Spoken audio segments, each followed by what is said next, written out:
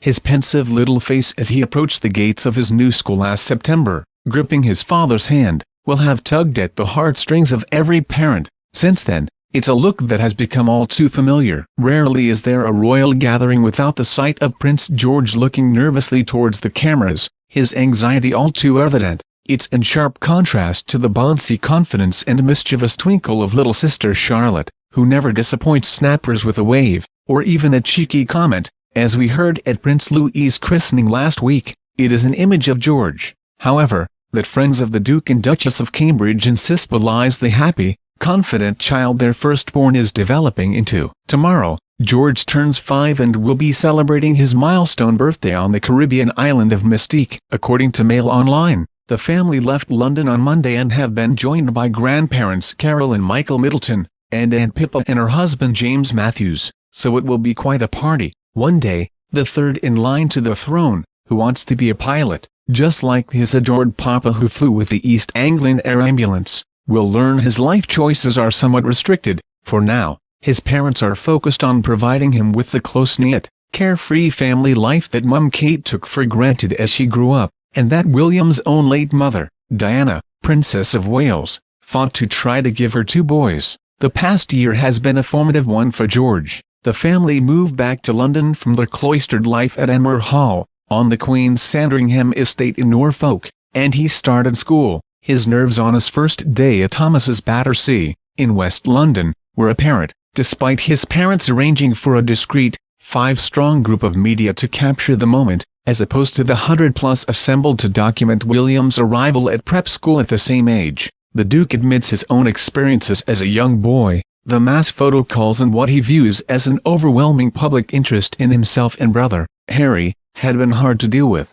He has made clear that he will be much more cautious with his own children, striking a careful balance between allowing people to share in their growing up, without making the youngsters feel they are constantly in the public eye. Some have questioned whether William and Kate's understandable protectiveness of their son, plus their instinctive wariness of the media, may have inadvertently rubbed off on George. But friends insist he is no different from other young children. Just because he reacts more cautiously than Charlotte when there is a camera around isn't an indication of what he is like behind closed doors, says one. Your first day at school is a big enough deal without all these strange people watching you. He is a very happy little boy. William and Kate hope their choice of school, albeit one in the heart of an affluent area of the capital that has been dubbed Nappy Valley, will offer their son the chance to develop in a more rounded environment than other young royals. They thought long and hard about where George should be educated and really liked Thomas's, which has a lovely nurturing atmosphere, a source said.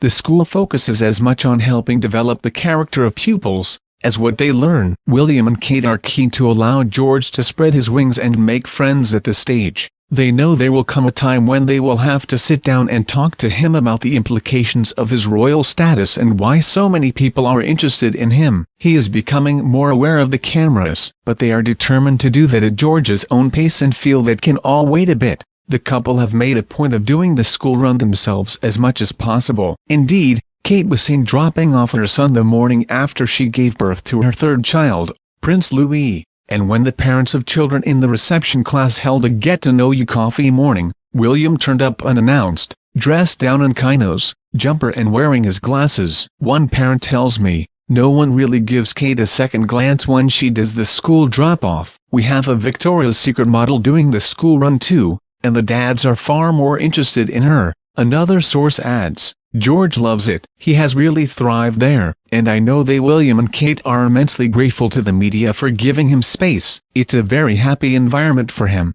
In truth, those undeniably stressful photo calls apart, George is a determined little boy, and while he is often bossed around by 3-year-old Charlotte, his parents say he has a strong streak of mischief. He loves the Gruffalo and Fireman Sam, planes, trains and cars. And right now he is fascinated, just as many of his school friends are, by volcanoes and lava. At a recent polo match, he could be seen showing friends a picture he had drawn of an eruption. And while much comment has bin made of the little Lord Fauntleroy-esque way Kate dresses her son in public, in private he is like any other youngster, in Crocs and grubby t-shirts, with scratches on his knees. With 3 youngsters now in residence, life at apartment 1A Kensington Palace is as chaotic as you might expect. with children running around the kitchen and Capital Radio playing loudly each morning as everyone gets ready for the school run. Socially, the Duke and Duchess tend to mix with other young families, such as the Jardine Pattersons.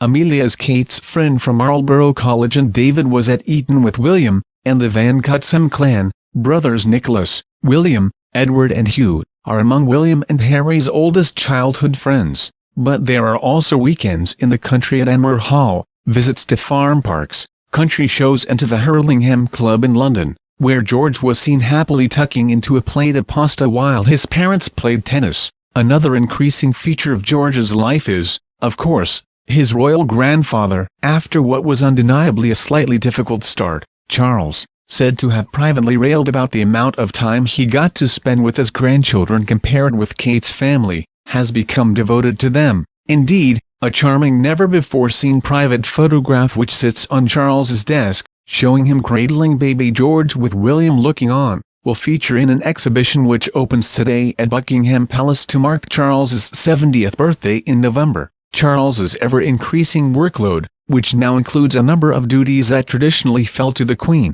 particularly foreign travel, means the time he has available is limited. But Prince Louis's christening last week saw Charles host his growing family at Clarence House for what was described as a really fun family afternoon. It is clear he is immensely proud of his sons and adores his grandchildren, one source told me. I'd say things are better than they have been for a long time. Another said, Charles understands that Kate gravitates to her mother and family and is actually very grateful for everything the Middletons do. Carol, 63, and her husband Michael, 69, play a hugely significant role in their grandchildren's lives, as their current Caribbean holiday together shows. She has taken George and Charlotte to work at the family's Party Pieces headquarters, a short drive from the Middletons' Berkshire mansion, where they play at being shopkeepers. One visitor spotted George sitting in the front of house, exclaiming excitedly, "Oh my gosh," as his indulgent granny gave him a bag of sweets for being a good boy. Kate understands only too well that it is a grandparent's prerogative to spoil their grandchildren, and still laughs about how she once called home from a foreign tour to speak to her mother, who was looking after George, only for him to tell her earnestly that his granny had given him chips, again for dinner, with a loving, extended family around him, determined to protect him from the pressures of royal life for as long as they possibly can. It's no wonder that George is growing into such a settled little boy, and who knows, one day he still may be able to become a pilot, just like Papa.